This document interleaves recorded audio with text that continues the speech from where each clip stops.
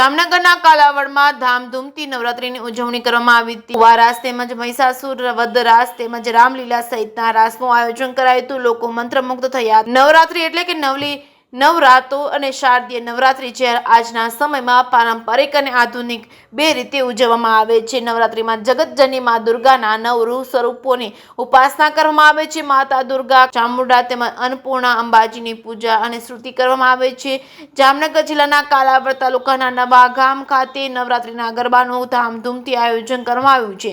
નવા ગામમાં ખોડિયાર ગરબી મંડળ અને શક્તિ ગરબી મંડળ તેમજ સનાતન ગરબી મંડળ સહિતની ગરબી મંડળમાં ગામની બાળાઓ દ્વારા માતાજીના રાસ રમાડવામાં આવ્યા છે। જેમાં ખોડિયાર ગરબી મંડળની બાળાઓ દ્વારા રામલીલા તેમજ ભુવા રાસ, માખોડલ રાસ તેમજ વરૂડી માતાનો રાસ સહિતની આ ગરબાને રમી માતાજીને આરાધના કરવામાં આવી હતી। જ્યારે સનાતન ગરબી મંડળમાં મસાલ રાસ, ભુવા રાસ, મહિષાસુર વધનો રાસ રજૂ કરવામાં આવ્યો હતો। તેવી જ રીતે શક્તિ ગરબી મંડળમાં પણ ભુવા રાસ સહિતના અનેક ગરબા કરી માતાજીની આરાધના કરવામાં આવી હતી।